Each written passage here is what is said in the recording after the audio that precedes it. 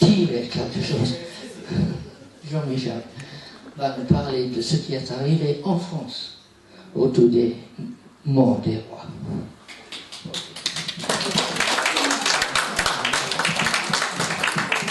Et je ne sais pas si vous avez revu récemment le film The Queen. Il est question donc de la mort de Lady Di. Et comme c'était imprévu, on a utilisé la préparation des obsèques qui était prévue pour la reine-mère, puisqu'à un moment donné, on lui dit que le nom de code des obsèques c'est ça. Elle dit mais ça, ce sont mes obsèques qui sont prévues sous ce nom de code. Donc il y a un nom de code qui est prévu pour les obsèques de chaque membre de la famille royale, et on a utilisé pour Diana le protocole et le principe des obsèques prévus pour la reine-mère qui est morte en 2002-2003. Voilà. Et ce que je ne savais pas, c'est que pour le couronnement d'Élisabeth, comme c'était en noir et blanc et qu'il y avait un problème de contraste de télé à l'époque, elle avait un rouge à lèvres vert pour le couronnement. Je ne sais pas si c'est vrai, ça a été dit à la télé, mais alors ça devait être quelque chose à Westminster. La reine qui a un rouge à lèvres vert pour pouvoir être correctement vue à la télé. Parce qu'on sait qu'au départ de la télé, les maquillages étaient très très foncés parce que sinon il n'y avait pas assez de contraste. Alors là, on est sur tout à fait autre chose. On n'est pas dans la monarchie britannique, on est dans la monarchie française. C'est pas tout à fait le même type de rituel, mais ça se rattache malgré tout à un ensemble particulier qui est l'Europe baroque, où les obsèques des rois font l'objet d'une esthétisation à outrance dans un contexte spirituel et religieux bien précis, qui est celui de la contre-réforme catholique. Pour réagir aux guerres de religion qui ont eu lieu dans les siècles passés, au XVIe siècle en fait, on esthétise énormément pour émouvoir, pour édifier la population et pour rappeler que le roi est le parangon normalement, le parangon des vertus, et tout ça dans un contexte politique bien précis. On a toujours le sentiment, et plus le temps passe et plus c'est le cas, qu'avant la Révolution française, tout était immuable depuis des siècles et des siècles. C'est pas vrai. Tout a évolué, tout a changé, ne serait-ce que le principe monarchique lui-même, qui n'était pas éternel, qui à la base est électif, je vous rappelle, qui ensuite a été confisqué par une famille, qui en a fait une hérédité. Tout a évolué. Et les obsèques, et la façon de voir la mort chez les rois de France, a considérablement changé à un moment précis. Il y a eu un pivot qui a été la mort de Louis XIII. Avant et après, ça n'a pas été du tout la même chose. Alors, le sujet n'est pas d'une gaieté folle, mais de tous les moments qui rythment la vie, le décès, la mort est celui qui est vraisemblablement le plus entouré de rites, de gestes, de façons de faire. Encore pas si longtemps, on fermait les fenêtres, on fermait les volets, on cachait les miroirs pour empêcher l'âme du mort de venir l'habiter. Et je suis probablement parmi les plus jeunes, la dernière génération qui a vu sur les portes de Montauban, donc quand il y avait des décès, une sorte de grand drap noir avec une croix. Voilà, depuis que j'ai même pas moins de 20 ans, ça n'existe plus. Donc tout ça change, tout ça évolue, mais c'est la mort est le moment qui est le plus entouré de rites. Alors ô combien plus pour les rois.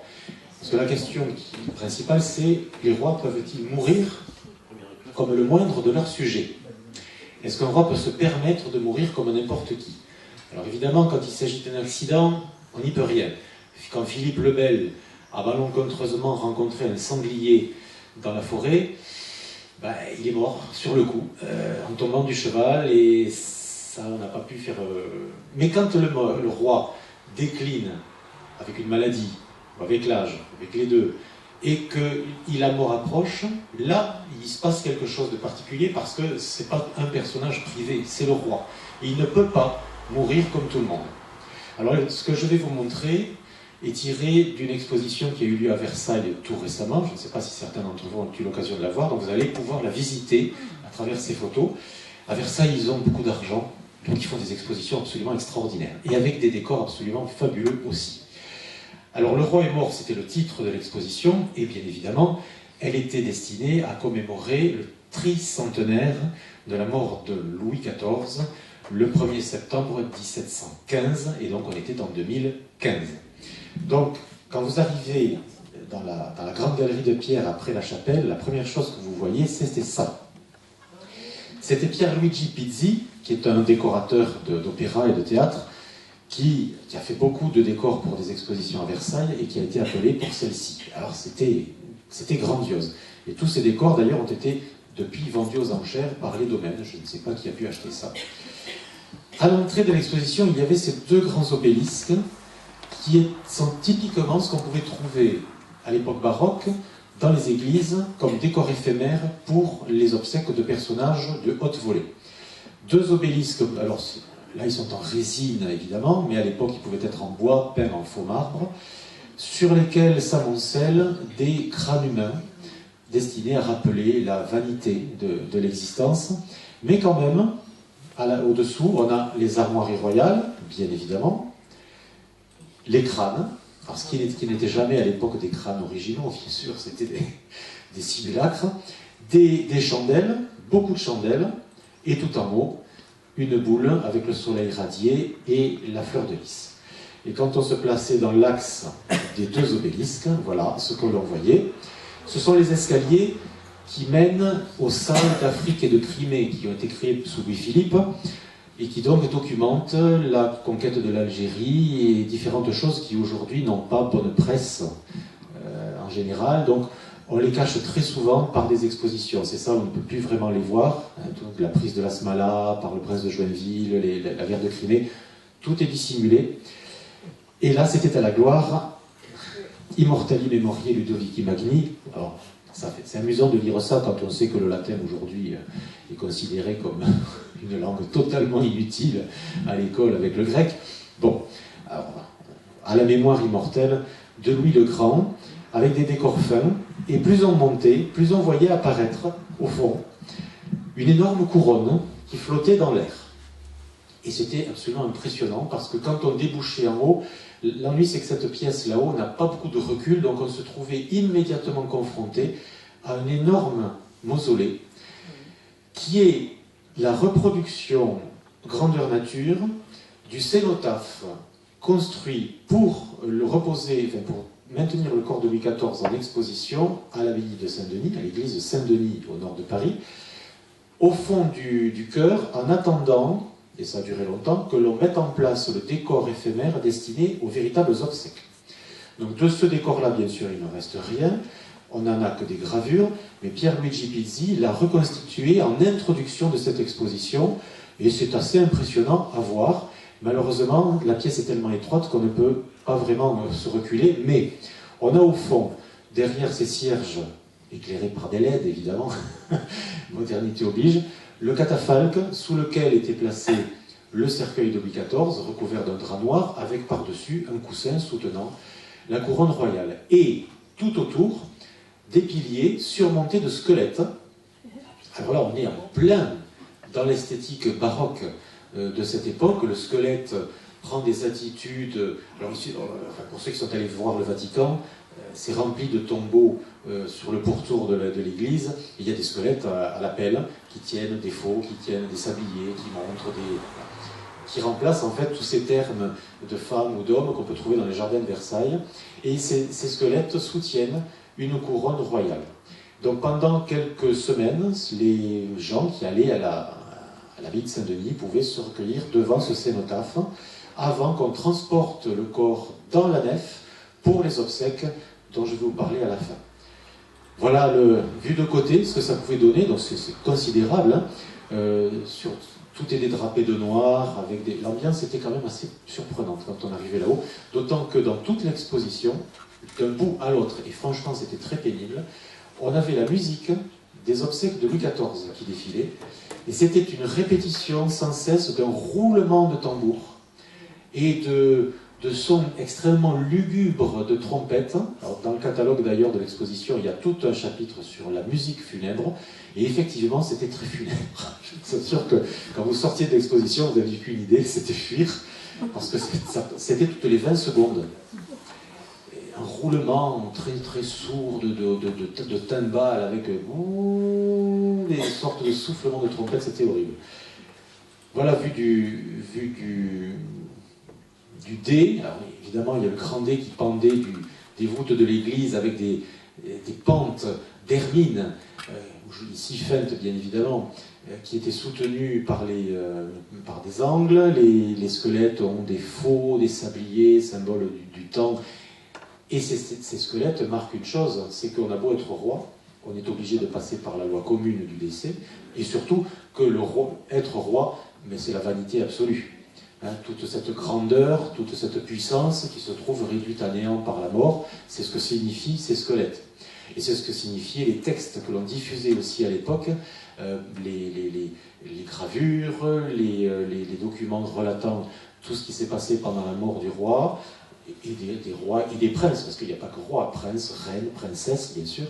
Tout ça ne tendait qu'à montrer la vanité et de l'existence et de la condition royale. On est dans un courant qui, sans le dire, est très jansénisant, hein, et dans l'idée qu'il n'y a de vrai que ce qu'il y a au-delà. Et d'ailleurs, je rappelle les premiers mots de l'oraison funèbre de Louis XIV prononcés le jour des obsèques. Je crois que c'est Massillon qui l'a prononcé, je ne sais plus très bien. Il dit « Dieu seul est grand, mes frères ». En disant que Louis XIV, qui se disait Louis le Grand, non, Dieu seul est grand. Et Louis XIV, ça veut beau être Louis XIV, il n'était pas moins plus petit que Dieu. Donc tout ça précède d'une façon de voir les choses typiquement de l'époque. Bon, le cénotaphe. Et on partait de côté, par rapport à l'entrée que vous voyez au bout, enfin au milieu, un peu plus éclairé, on partait vers le côté pour commencer l'exposition. Alors, donc le roi peut-il mourir comme le moindre de ses sujets? Non. Le roi de France est d'abord un chrétien. Alors on dit toujours que la France est la fille aînée de l'Église. En réalité, c'est pas tout à fait ça. C'est pas que la France est la fille aînée de l'Église, c'est que le roi de France est le fils aîné de l'Église. C'est ça, à la base. Et comme tel, il est obligé de se montrer digne de son ascendance, en quelque sorte. Alors, un roi qui meurt doit absolument prendre les dispositions, comme tout chrétien, puisque vous savez que la bonne mort s'oppose à la mal mort, la mauvaise mort, qui est celle où on n'a pas eu le temps de faire son testament, pas eu le temps de prendre ses dispositions, pas eu le temps surtout de se confesser et de recevoir les derniers sacrements. Alors là, c'était la catastrophe. Mais, normalement, le chrétien doit préparer sa mort, prendre ses dispositions qui s'imposent au fort intérieur comme au fort extérieur. À l'époque, mourir, c'est un art. Et depuis le Moyen-Âge, on a créé ce qu'on appelle les ars moriendi, donc une quantité innombrable d'ouvrages sur la préparation à la mort pour pouvoir... En général, on commençait à partir de 40 ans, à l'époque. À partir de 40 ans, notamment les femmes, elles étaient censées abandonner la galanterie et se préparer d'une manière ou d'une autre à la mort. Et 40 ans, déjà, en ce temps-là, ça commençait un peu à compter. 50 ans, on était caduc. Il y a des gens qui allaient plus loin, bien entendu, mais bon, l'espérance de vie ne dépassait en moyenne pas 25-30 ans à cette époque-là. Sauf accident, le roi ne doit surtout pas rater sa mort. Et oui, c'est difficile d'être roi, parce qu'on a une vie dure, avec des responsabilités, mais on ne doit surtout pas rater la sortie. Parce que la gloire posthume dépend de la façon dont la mort va se passer. Il doit être absolument exemplaire jusqu'au dernier moment. Il doit montrer des vertus qui vont manifester des leçons très particulières de maintien et de courage, de vertu, non seulement à l'entourage proche, mais à la totalité de ces sujets qui vont pouvoir eux-mêmes s'en saisir et considérer, par exemple, que le roi est un peu leur père, parce que la monarchie française est une affaire de famille. Le roi est le père des Français. Donc, les récits qui vont être diffusés de la mort du roi, arrangés ou pas arrangés, sont très importants dans la façon dont ils sont présentés, parce que les sujets vont ainsi pouvoir se les approprier. La façon dont le roi va mourir va aussi attester, dans le contexte de la contre-réforme catholique, que la religion qu'il professe, la religion catholique, est la seule, et bien la seule, par laquelle le salut est possible grâce au secours qu'elle apporte. Et hors de l'Église, point de salut. Et là, à l'époque, c'est net et précis. Quand on est protestant, on ne va pas au paradis. C'est clair et précis à l'époque. Donc la mort du roi doit absolument être une bonne mort, c'est une mort édifiante, et c'est une mort sur modèle. Il n'y a pas en France, pays où il n'y a pas d'étiquette absolument parfaitement réglé, même si Louis XIV, on le sait, est féru de ça. Il n'y a pas en France de cérémonial qui règle le service du roi malade. On improvise. Sauf une tentative qui a été faite sous ce règne charnière qui a été celui de Louis XIII, mais on faisait surtout avec les récits des cas antérieurs qui pouvaient guider les officiers de la cour. Et le rituel de l'Église, lui, par contre, imposait des étapes qui jalonnaient la marche vers le décès. Alors, les deux morts dont Louis XIV ont pu s'inspirer ont été celles de Philippe II d'Espagne, qui est mort en 1598, et celle de son père, Louis XIII. Les récits qui en ont été publiés ont été donnés à l'époque comme des modèles parfaits de l'art de bien mourir, et il s'en est dégagé deux traits dominants. D'abord, la souffrance qui doit être supportée de façon stoïque, la souffrance étant considérée comme rédemptrice, on paye ses péchés en souffrant, et la piété à démontrer, mais aussi le souci de l'État à maintenir. La transition est importante et elle commence dès lors qu'on commence à comprendre qu'il n'y a plus à espérer que le roi va mourir. La souffrance doit être dominée. Louis XIII est quelqu'un qui a connu une mort absolument atroce. La déchéance corporelle de Louis XIII a été terrible, les douleurs atroces. C'est quelqu'un qui a énormément souffert. On pense qu'il avait déjà une maladie de Crohn, donc il a beaucoup affaibli dans sa vie, plus une tuberculose diffuse. Il était absolument rongé de parasites intestinaux, mais il n'avait plus que ça à l'intérieur. Ils l'ont complètement dévoré. Et en plus, il est mort vraisemblablement d'une péritonite aiguë purulente par perforation colique. Là, demandez à M. Suspect des précisions. Bon, c'est quelqu'un qui a vraiment eu une mort absolument épouvantable, mais qui l'a parfaitement bien géré. D'ailleurs, quand on a fait son ouverture, il paraît que c'était absolument horrible. La mort de Louis XIII va donc inaugurer un nouveau type de funérailles. D'abord, il va se produire à ce moment-là une cassure avec l'ancienne façon de faire de la Renaissance. Et l'archétype des obsèques de la Renaissance, ça a été les funérailles d'Anne de Bretagne en 1514. À la Renaissance, on ne dit pas « le roi est mort, vive le roi ». On dit « le roi ne meurt jamais ». Le roi ne meurt pas. Avec Louis XIII, c'est autre chose. On passe à « le roi est mort ». C'est plus tout à fait la même chose. Louis XIII va modifier profondément le cérémonial. D'abord, il va refuser la tripartition du corps. La règle était qu'on divisait le corps. Il y avait le corps lui-même, il y avait les entrailles, il y avait le cœur. Tout ça était enterré à des endroits différents. Louis XIII ne veut pas. Il va refuser aussi l'embaumement, parce que c'est une pratique à l'époque élitiste, l'embaumement, c'est pas donné à tout le monde, et lui, il ne veut pas, en tant que simple chrétien, bénéficier d'une pratique que les autres ne peuvent pas obtenir. On va quand même essayer de faire pression sur lui, et son confesseur va le faire lâcher, et Louis XIII va accepter l'embaumement, tout simplement pour une raison pratique, c'est pour la conservation temporaire du corps lors des cérémonies, sinon voilà, il va y avoir un léger problème. Donc Louis XIII va accepter, mais il va refuser un trait particulier des obsèques royales de la Renaissance, qui est l'effigie, qui était un mannequin que l'on exposait et qui bénéficiait d'un service royal tel que le roi l'avait de son vivant. Les Valois avaient, quand ils mouraient, un mannequin en bois qui avait un visage en cire fait d'après le modèle, bien sûr, du visage du roi, une empreinte de plâtre, et des mains de cire. Et pendant plusieurs semaines, la transition se faisait ainsi, le mannequin était servi à table, on lui servait des repas, tels que le roi en son vivant. Voilà pourquoi le roi ne meurt jamais. Jusqu'aux obsèques, où après, évidemment, il y avait la transition avec le nouveau roi. Louis XIII refuse absolument ça, et il va mettre un terme à cette chose. C'est une volonté qui correspond en fait au précepte de la réforme catholique, parce que l'Église n'avait jamais jamais validé, c'est un mot à la mode aujourd'hui, jamais approuvé cette façon de faire un peu païenne, en quelque sorte, de présenter une effigie comme ça, d'un mannequin, et de le servir jusqu'aux obsèques. Le modèle le plus apprécié à l'époque de Louis XIII, c'est la mort à l'espagnol. Et la mort à l'espagnol, c'est pas joué. C'est très austère. Donc c'est la mort de Philippe II. Philippe II, mort en 1598, lui aussi, a subi une très longue agonie, des souffrances énorme, mais assumé, totalement assumé, il ne se plaignait pas. La déchéance du corps totalement exhibée en public, une piété exposée, des messes par milliers et les legs testamentaires. C'est une mort très très médiatisée à l'époque, qui avait valu à la monarchie espagnole un immense prestige.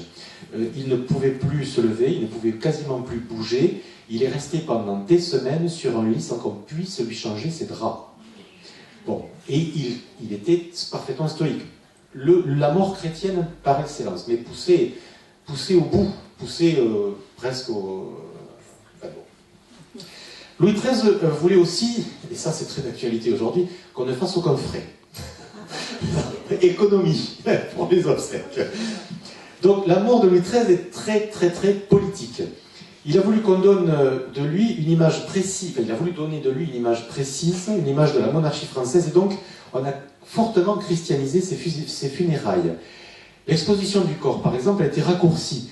François Ier, on l'a exposé 42 jours quand même, à visage découvert, embaumé, bien sûr.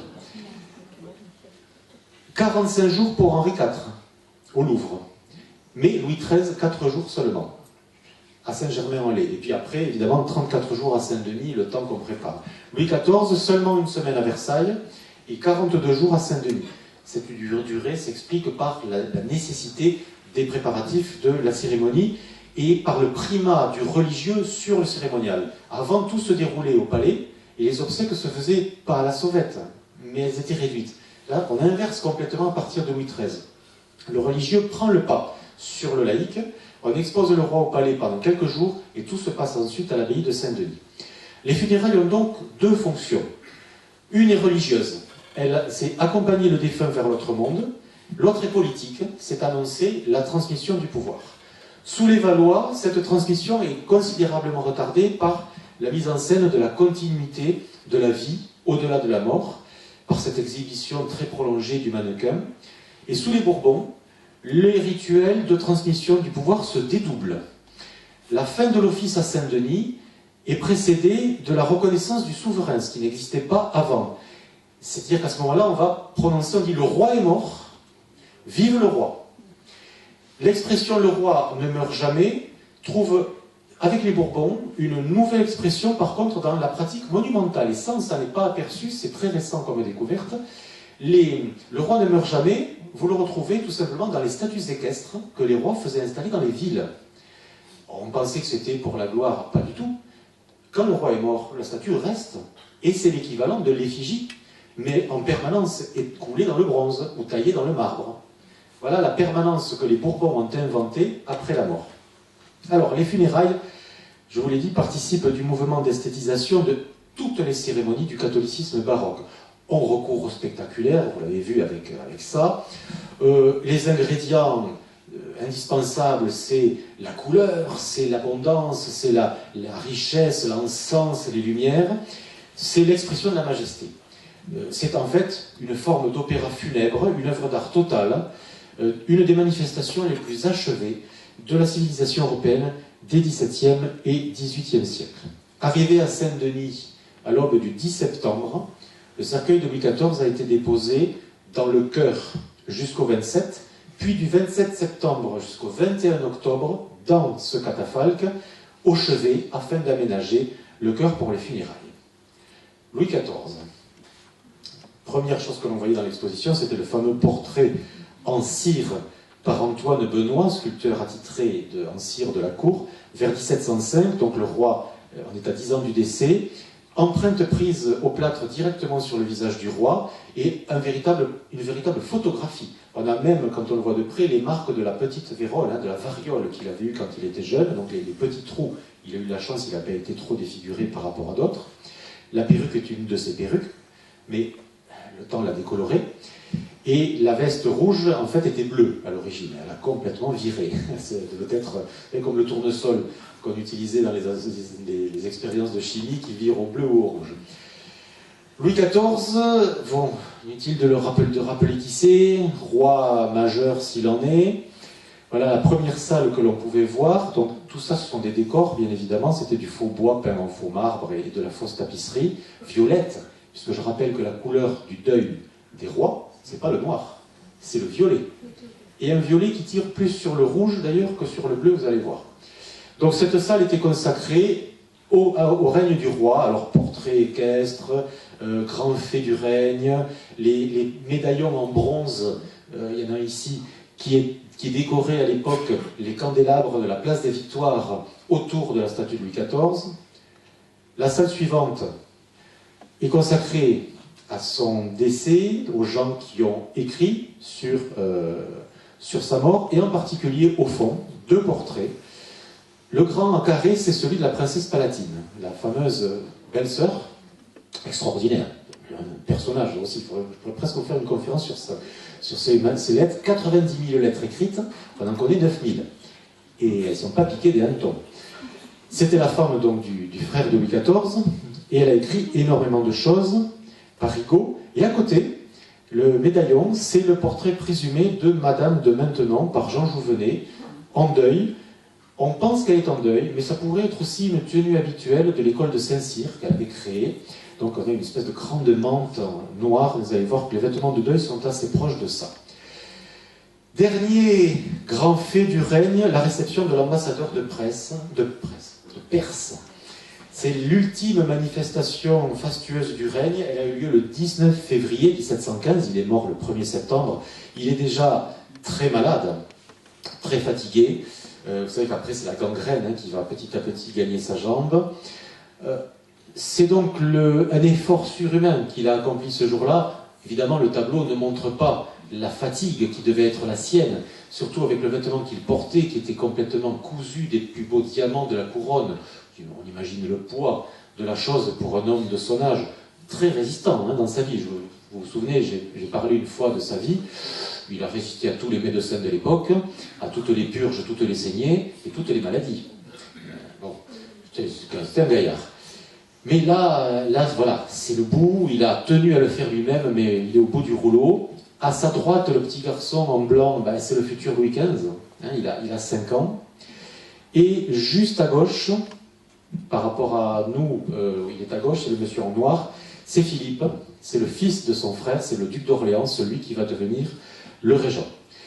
Donc malgré son état de santé, le roi va quand même, là c'est la réception de l'ambassadeur, mais le 13 août suivant, donc c'est-à-dire moins d'1 mois avant son décès, Louis XIV va quand même assurer en personne l'audience de congé. Le 10 août, à Marly, le roi se sent fiévreux, mais il ne change absolument rien à son programme habituel jusqu'au 25 août, malgré une faiblesse croissante et des douleurs qui se font de plus en plus importantes. Le 24, enfin, la gangrène est diagnostiquée. Là, les médecins qui n'étaient pas très compétents à l'époque pour diagnostiquer une gangrène, c'était pas très difficile. Il va très rapidement accepter l'extrême-onction, qui, je le rappelle, n'est pas un viatique pour l'au-delà, mais est quelque chose qui est censé renforcer le malade. C'est pas destiné à accompagner le mort, le sacrement des malades. C'est justement destiné presque à les guérir. Beaucoup se sont relevés après ça. Mais lui, c'était trop tard. Alors, ceci, c'est la maquette de la chambre du roi, maquette qui a été faite en 1958, qui est grande à peu près comme ça, par quelqu'un qui travaillait à Versailles, ce petit bijou. Donc c'est ici que tout se déroule. Le 25, les audiences pour la passation du pouvoir. Le duc d'Orléans, le duc du Maine, son fils qu'il a eu avec Madame de Maintenon et dont il voulait poussé par Madame de Montespan, pardon. Poussé par Madame de Maintenon, il aurait voulu que le duc du Maine devienne roi. Le 26, il fait ses adieux, notamment au dauphin, c'est là qu'il dit vous allez être un grand roi, ne m'imitez pas, soulagez vos peuples. Bon, effectivement, il est temps de le dire. C'est comme ça, parce que je ne sais pas si vous avez vu le film le film de Sacha Guitry. Le film de Sacha Guitry, l'extrait de la mort de Louis XIV était présenté dans l'exposition. Il y avait 2 extraits de films. Il y avait celui de Sacha Guitry et celui de l'Allée du Roi, d'après Nina Companès, qui est un bijou. Mais 2 morts très différentes. Autant Nina Companès est totalement dans la vérité, on voit tout, la mort du roi, la gangrène, etc. Sacha Guitry, il est dans un fauteuil, il a le pied sur un coussin, et c'est des jeux d'acteurs, des mots de Guitry, etc. Ça n'a absolument rien à voir. C'était très amusant de confronter les deux. Le 27, le roi brûle des papiers personnels qui étaient dans sa cassette. Le 29, Il y a le fameux épisode du médecin qui arrive, enfin le pseudo-médecin qui arrive de Marseille avec une potion magique, peut-être du Ricard, qui lui fait boire, et il y a un léger mieux. Alors de suite, tout le monde pense que les gens qui étaient déjà chez le duc d'Orléans commencent à se dire mince, vite, retournons vite chez le roi. On pense qu'il est quasiment ressuscité. Non, ben évidemment, c'est le dernier mieux avant la fin. Le 30, il fait ses adieux à Madame de Maintenon, qui quitte Versailles et qui ne le reverra plus. Et il va mourir en début de matinée, à 8h du matin à peu près, le 1er septembre, après une agonie plus ou moins consciente, et des derniers mots qui ont été « Mon Dieu, hâtez-vous de me secourir ». Alors l'idée d'une belle mort, voilà, un livre qui a été énormément diffusé, l'idée d'une belle mort par Antoine Girard en 1656, et qui est un jésuite, hein, Girard, dédié à Louis XIV en 1956. Louis XIV n'a pas tout à fait 20 ans, il en a 18, rédigé d'après les mémoires du père Jacques Dinet, qui était le confesseur de Louis XIII. De Charles IX à Louis XIV, le corps souffrant du roi va gagner de plus en plus en visibilité dans les récits, et il ne fait pas l'objet d'un traitement uniforme. Pour Charles IX, ce sont les douleurs qui ont été mises sur le compte de la misère publique. Alors celui qui a confessé le roi avant sa mort et qui a prononcé son oraison funèbre à Saint-Denis en juillet 1574, si je vous dis le nom, Arnaud Sorbin, il est né à Montèche. C'est un Montéchois, mais qui a fait du chemin, puisqu'il est devenu évêque, et donc c'est lui qui a été le confesseur de Charles IX, et qui a fait son oraison funèbre. Et il dit que les douleurs... Alors, Charles IX, vous savez, est mort de la tuberculose, hein, dans un état épouvantable, en se vidant quasiment de son sang. Les douleurs dont il est mort sont attribuées à la misère publique des guerres civiles, et c'est donc en fait les malheurs de la population qui ont tué le roi. C'est une façon tout à fait différente de voir les choses. Dans le cas de Louis XIII, les douleurs et la déchéance corporelle vont occuper une place centrale, alors que Girard évoque la fièvre, les insomnies de Charles IX, son dégoût pour la nourriture, absence totale d'appétit, tout sèche, les grandes évacuations, dit-il, qui entretenaient une pestilence épouvantable dans la chambre, le feu intérieur qui le dévorait, son état squelettique, tuberculose, hein, à l'époque, ça ne pardonnait pas. Tout était destiné à édifier le lecteur au spectacle de la constance stoïcienne du mourant qui ne se plaint pas et qui continue de tenir son conseil. Ça, c'est Louis XIII. Au contraire, le roi, Louis XIII, dit préférer ses souffrances à la plus belle partie de sa vie. D'où l'on peut aisément conjecturer combien d'actes de vertu il pratiquait en cet état, combien il domptait ses passions et combien il remportait de victoires. Plus on contient son corps, plus on le dompte, plus on souffre sans se plaindre, plus on remporte la palme là-haut. Façon de voir les choses, hein, bien évidemment. Alors le modèle de cette bonne mort, c'est donc Louis XIII, et c'est aussi celle de Philippe II, je vous l'ai dit, hein, donc pendant 2 ans et demi, Philippe II d'Espagne ne pouvait plus se tenir debout à cause de la goutte. Il a dû se faire inciser sans anesthésie, mains, pieds et genoux. Toutes les plaies ont suppuré sans arrêt, donc on ne pouvait pas refaire son lit, il marinait là-dedans. Il est resté 53 jours couché avant sa mort, sans se plaindre une seule fois et en exigeant que tout soit public. Pour Louis XIV, il n'est absolument plus question de ces récits détaillés des misères corporelles. Aucun témoignage de confesseur n'existe. Massillon ne dit rien dans l'oraison funèbre des souffrances du roi, absolument rien. Donc ce n'est plus la vision du corps malade qui met en valeur l'héroïsme du mourant, mais c'est la seule tranquillité qui suffit à attester de sa foi et de sa sainteté. On bascule totalement dans un autre monde et dans une autre vision des choses. En 1700, dans un ouvrage intitulé « De la bonne mort », le cardinal Bellarmin rappelait les 3 obligations du mourant. Mettre ses affaires en ordre par testament, recevoir avec dévotion les derniers sacrements et résister aux dernières tentations. Car évidemment, jusqu'au dernier souffle, le diable est là, qui peut vous induire en tentation. Comme si jusqu'au bout, on pouvait toujours chuter et perdre son entrée dans le paradis. La marche à la mort de Louis XIV a été organisée dans le plus grand calme, comme si jusqu'au bout, celui qu'on appelait le plus grand roi du monde avait tenu à maîtriser les événements. Donc, et bien entendu, les dernières volontés. Depuis que le duc de Berry était mort en 1714, le seul dauphin qui reste, c'est un enfant de 4 ans, qui est très fragile, la santé très très fragile, le futur Louis XV, mais ça on ne pouvait pas le savoir, et qu'il disparaisse à son tour, et celui qui devenait roi de France, c'était Orléans, c'était Philippe.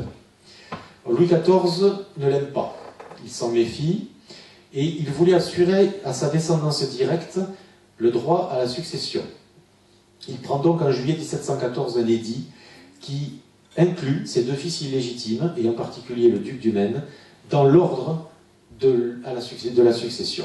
Le 2 août 1714, à Marly, il rédige un testament qui institue un conseil de régence de 16 membres. Philippe en est le chef, on ne peut pas faire autrement, mais les décisions et toutes les nominations doivent être prises à la majorité des voix. Donc le véritable régent, c'était le duc du Maine, qui était chargé de l'éducation du petit roi et du commandement de la maison militaire. Louis XIV était néanmoins sans aucune illusion. Il savait très bien ce qui s'était passé avant lui, et en remettant le document, le testament, au magistrat, il reconnaît qu'il a cédé aux pressions de Madame de Maintenon. Vous savez que le duc du Maine, c'était le chouchou de Madame de Maintenon qu'il avait élevé depuis sa naissance. Et il dit donc au magistrat, « Oh bien, j'ai donc acheté mon repos. » C'est quand même Louis XIV, hein. C'est-à-dire elle m'a gonflé, jusqu'à ce que je fasse le testament. Le voilà, emportez-le, il deviendra ce qu'il pourra.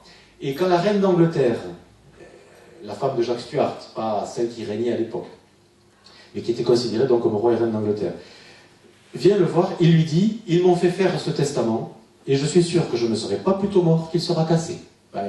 Il avait raison. Alors l'acte de... Donc ça c'est donc les dernières volontés de Louis XIV, hein, totalement manuscrites et signées 2 fois Louis.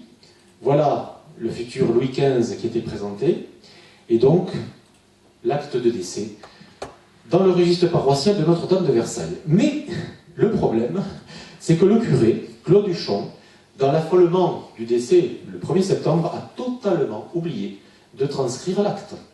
Et on voit donc apparaître l'acte de décès de Louis XIV en octobre. Et dans la marge, on voit que, tout à fait en haut à droite, il a marqué que ça aurait dû être inscrit en septembre. Alors Louis XIV se trouve entre le décès, je crois, d'un modeste personnage et puis d'une petite fille âgée de 5 ans et 6 mois. Avec un bon mois de retard et peut-être même un peu plus. Dès le 2 septembre, le Parlement de Paris, dont le lendemain du décès, le Parlement de Paris reconnaît Philippe d'Orléans, à Philippe la régence pleine et entière. Le duc du Maine passe à la trappe. Le 12, les dispositions sont confirmées par un lit de justice. C'est ce que vous voyez là. Le lit de justice, petit rappel d'histoire, c'est un acte par lequel le roi vient lui-même au Parlement de Paris et impose l'enregistrement des édits et des lois, sans aucune discussion possible. Ça se passe dans une grande chambre, et la particularité de cette chambre, c'est que le roi siège dans un angle. Donc on voit le roi là-bas, le petit gamin qui a 5 ans, la famille royale est en deuil en noir, juste à côté, donc Philippe d'Orléans est à la droite du roi, et la dame qui a un éventail noir, c'est la duchesse de Ventadour, c'est la gouvernante de Louis XV, et celle qu'il a élevée depuis la mort de son père et de sa mère, c'est qu'ils sont morts à 1 semaine d'intervalle tous les deux. Le lit de justice confirme les dispositions, et le duc du Maine est totalement évacué. Le premier rituel, après la mort du roi, c'était l'autopsie et l'embaumement. Alors l'autopsie, ceci est le rapport d'autopsie de Louis XIV. où l'exposition avait bien fait les choses. Et vous rentriez dans une petite pièce où se trouvait cet objet et tous les instruments de dissection, et au milieu de la pièce, il y avait ça. Un cadavre sous un drap. Bon, bien sûr, c'est un faux cadavre, mais enfin, ça mettait dans l'ambiance. Donc, pourquoi une autopsie? Tout simplement pour connaître la cause précise du décès. Et en particulier, c'était très utilisé pour les femmes. Parce que les femmes sont des enjeux à l'époque, des enjeux politiques, des enjeux entre familles rivales, des gages des alliances politiques. Et quand une femme mourait, et ça a été le cas notamment d'Henriette d'Angleterre, la première femme du frère de Louis XIV, elle est morte vraisemblablement, je crois, d'une péritonite, mais à l'époque, on a dit qu'elle était empoisonnée. Ça a fait du foin. Donc on pensait toujours que ces princesses étaient empoisonnées. Et ça pouvait donner lieu à des problèmes politiques très graves. Alors on autopsiait. Dans le cas de Louis XIV, en fait, on savait très bien de quoi il était mort, c'était simplement pour arriver à déterminer ce que les médecins n'avaient pas pu très précisément diagnostiquer. L'autopsie était une cérémonie publique. Elle était exécutée par des médecins en présence des grands seigneurs, et ça constituait également la première phase de l'embaumement destiné à conserver le corps suffisamment de temps pour préparer les cérémonies et pour l'exposition au public. On ouvrait donc le corps, là, vous avez un manuel de dissection en haut et tous les outils nécessaires, scalpel et autres. Je pense qu'aujourd'hui les médecins légistes emploient des outils qui ne sont guère éloignés, hein, à part que pour ouvrir les crânes, on le voit parfois dans les séries américaines, ils ont des sortes de meuleuses qui tournent pour scier les crânes, mais sinon... on va séparer, on va enlever les entrailles, on va enlever les poumons, parfois aussi le cerveau, et on va les mettre dans des récipients de plomb. Le cœur va être embaumé, empaqueté dans une toile cirée. Attention, ce n'est pas la toile cirée qu'on achète à Jiffy. Évidemment, c'est une toile enduite pour pouvoir conserver la chose. On va le placer ensuite dans un reliquaire très souvent en forme de cœur, parfois en vermeil, et il va rejoindre un tombeau à part. Ensuite, le corps va être rempli d'aromates. Alors, selon les rois et les princes, c'est très variable, pour prévenir les odeurs désagréables pendant l'exposition. Alors, le faux corps, vous l'avez vu. Voilà donc des objets contondants, si on veut, avec un ouvrage qui est un cours d'opération de chirurgie démontré au Jardin Royal par M. Dionis, chirurgien de Feu la Dauphine, des scalpels du XVIIIe siècle, des aiguilles et porte-aiguilles, des serre-nœuds pour refermer la paroi abdominale ou recoudre le scalp, parce qu'évidemment, avec la scie que vous voyez à droite, on sciait le crâne pour extraire le cerveau, et après on remettait la calotte crânienne et on recousait le scalp pour maintenir autant que possible. On recousait aussi souvent le périnée et les cavités du cœur une fois qu'elles avaient été remplies d'aromates. Alors la scie, la voilà de plus près. Scie d'excérébration, XVIIIe siècle, comparable aux scies d'amputation. Le sujet étant mort, évidemment, il ne se sentait pas grand-chose, mais les amputations se faisaient du vivant avec ce genre de choses. L'utilisation n'était pas très facile de cette scie, et on a fait des études sur des squelettes d'individus qui avaient subi post-mortem une ouverture de la boîte crânienne, et on a pu voir que la scie avait ripé, qu'il y avait eu des reprises de sciage, ou même des découpes ratées, et totalement avortées. L'ouverture du crâne n'était pas systématique. C'était soit parce que la cause de la mort était évidente, soit parce que la famille ou les proches ne le souhaitaient pas. C'est ce qui s'est passé pour Henri IV. Marie de Médicis n'a pas voulu qu'on lui ouvre le crâne. Bon, il y avait des ciseaux courbes pour pouvoir aller couper certaines parties. Et ce que vous voyez en bas, c'est pas en entier, c'est un T qui est du 19e siècle, qui se termine par une sorte de porte-pièce dentée, et c'était destiné à sectionner ou écraser des zones anatomiques, voire ôter un corps étranger. Il y avait même un double scalpel. Alors là, peut-être je parle sous le contrôle de M. Suspect, je pense que le double scalpel, c'est l'outil qui est à droite, me semble-t-il, un scalpel double, avec 2 lames de chaque côté, dont la manipulation était très dangereuse. Les gens qui faisaient les embaumements ou les autopsies étaient considérés comme des gens qui faisaient un travail très dangereux, parce qu'ils se blessaient beaucoup avec ces outils, et évidemment, à l'époque, c'était pas bon. Surtout quand on touchait un cadavre. Une fois qu'on avait procédé à tout ça, on embaumait le corps. Alors ce que vous voyez là, ce sont des pièces du XVIIe siècle, voire XVIIIe, avec encore parfois de la substance à l'intérieur et des étiquettes. Vous voyez, de gauche à droite, bitume, gingembre, sirop de rose et eau de menthe. toute chose que nous utilisons éventuellement aujourd'hui, à part le bitume, dans la pâtisserie, mais qui en ce temps-là servait beaucoup pour embaumer les morts.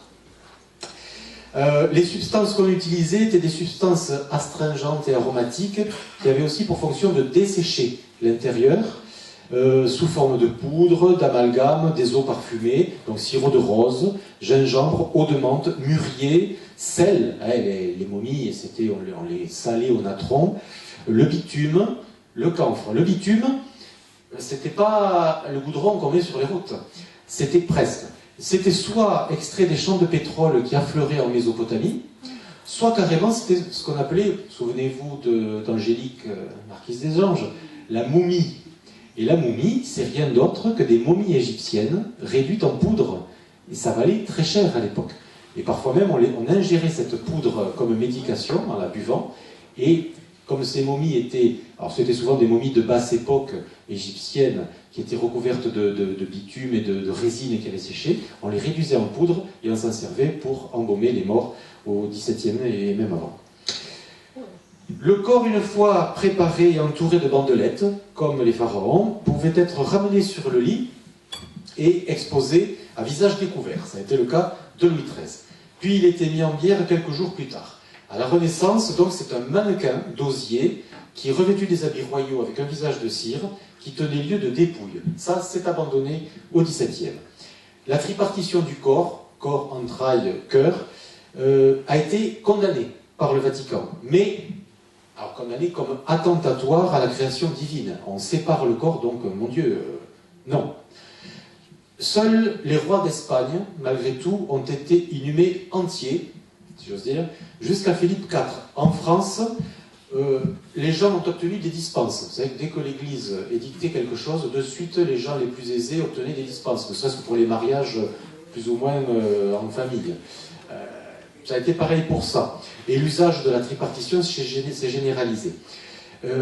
Par contre, on enterrait entiers les défunts contagieux. On n'allait pas s'amuser à les ouvrir pour répandre la contagion. Louis XV, en 1774, étant mort de la variole, on a été obligé de le mettre immédiatement en bière et de l'emporter à Saint-Denis, parce que la contagion était là. Après la mise en bière, le cercueil est exposé et il porte dessus l'identité du défunt sur une plaque de cuivre. Voilà donc la plaque de cuivre qui était sur le cercueil de Louis XIV. Ici gît le corps de Louis XIV par la grâce de Dieu, roi de France et de Navarre.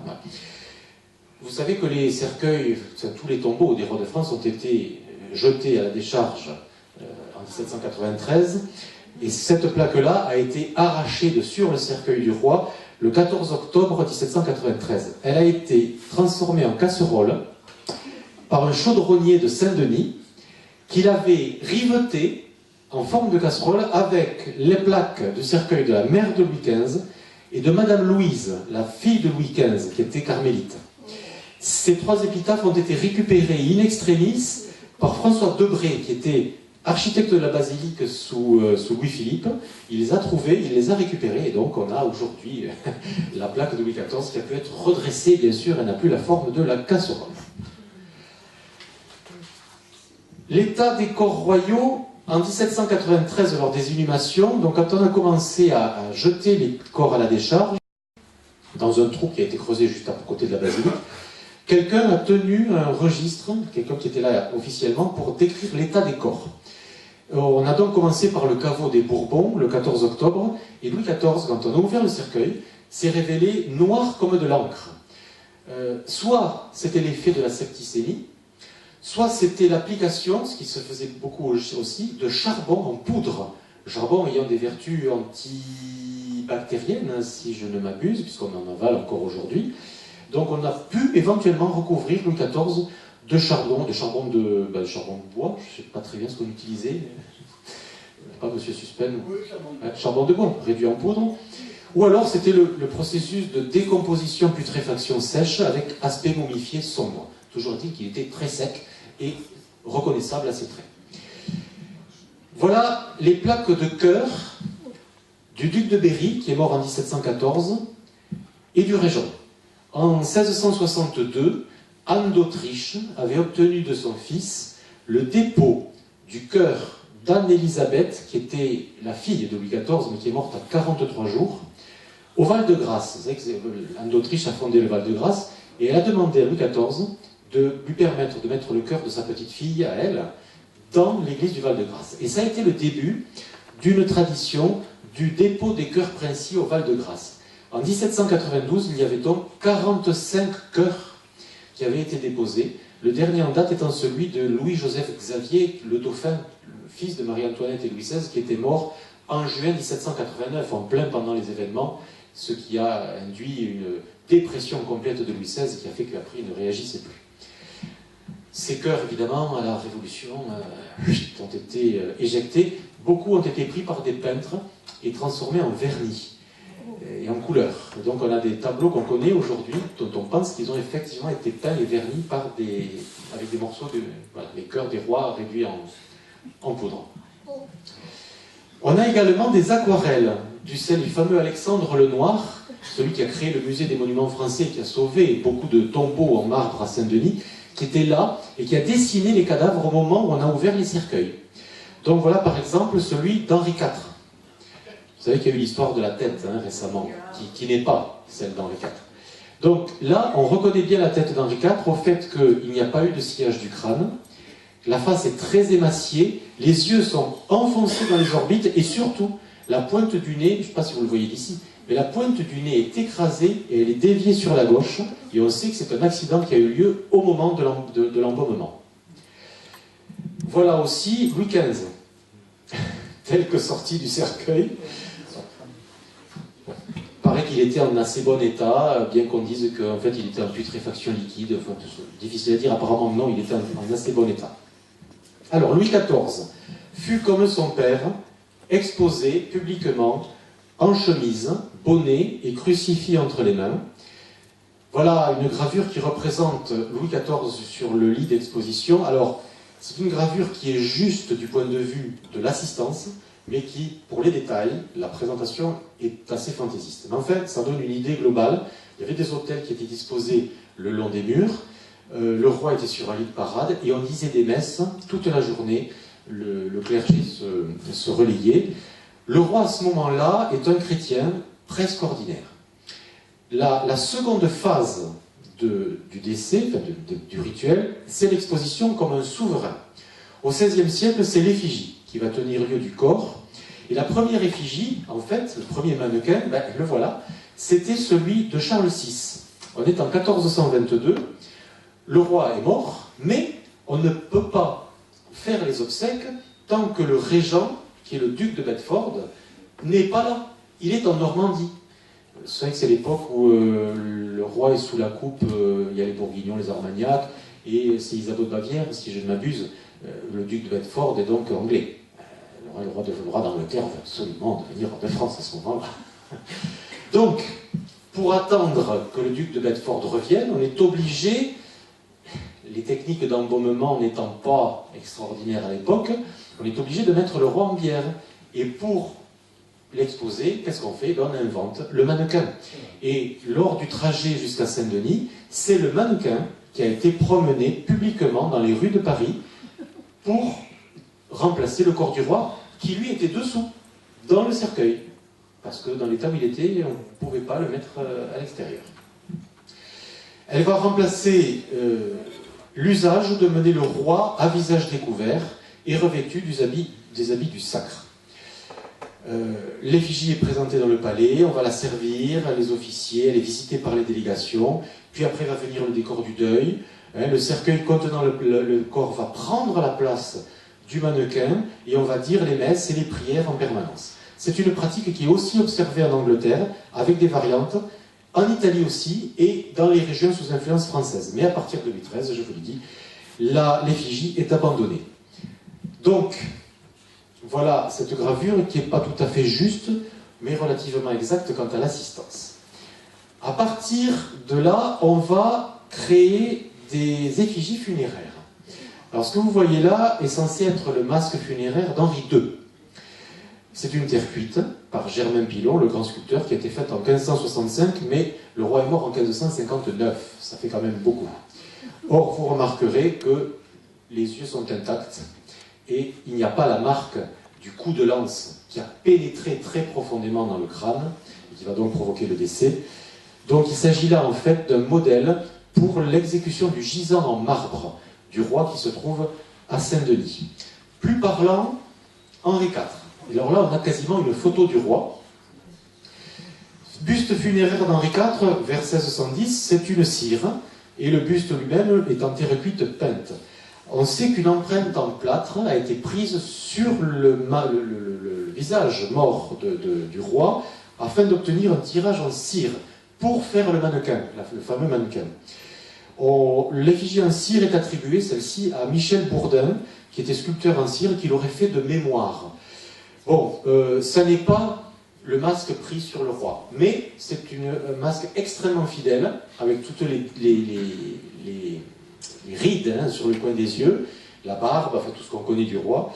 Bon, il existe d'autres effigies de cire qui ont dû probablement être faits, non pas à la mort du roi, mais de son vivant, et qui étaient destinées à diffuser l'effigie royale.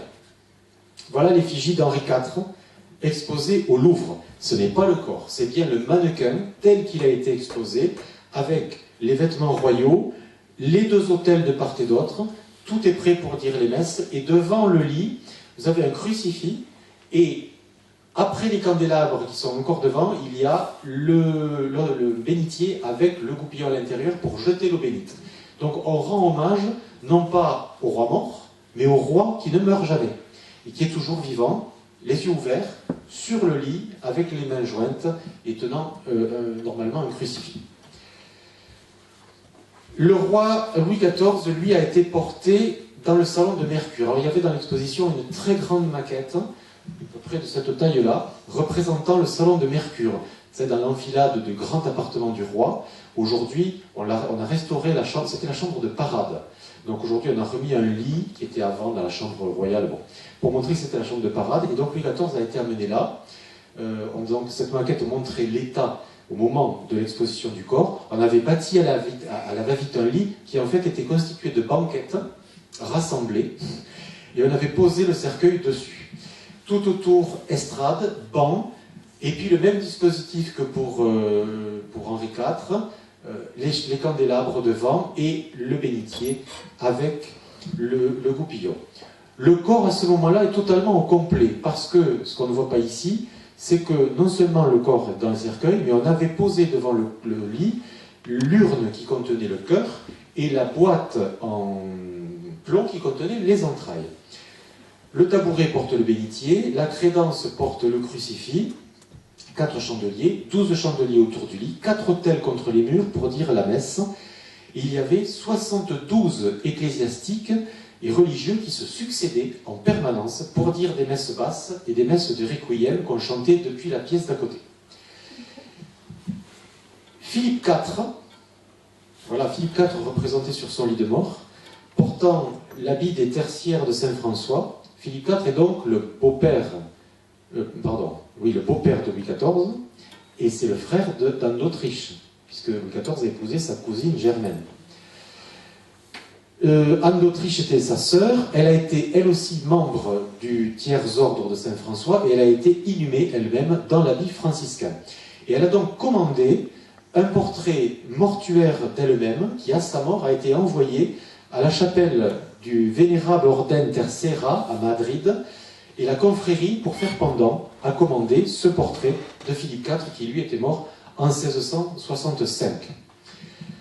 Autre vision d'un roi exposé en public, Léopold Ier, empereur du Saint-Empire germanique, qui est mort en 1705.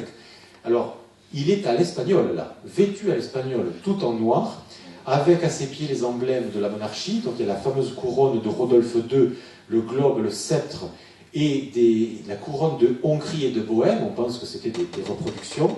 Donc voilà comment les rois pouvaient être exposés, soit en habit de cour à l'espagnol, soit sous l'ordre des tertiaires de Saint-François. Et on avait autour les régalias, donc des objets symboliques du pouvoir royal. Voilà donc les régalias des obsèques d'Auguste le Fort, roi de Pologne, mort en 1733. On a l'impression que c'est de l'or, en fait c'est du laiton doré, puisque tout ça était ensuite, c'était des accessoires uniquement, c'était ensuite déposé dans un trésor, voire dans certains cas inhumé avec le corps. À partir de là, la cour prend le deuil.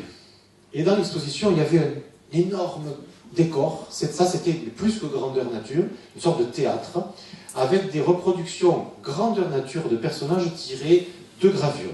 Et là, vous avez tout l'équipement du courtisan et de la dame de cour en grand deuil.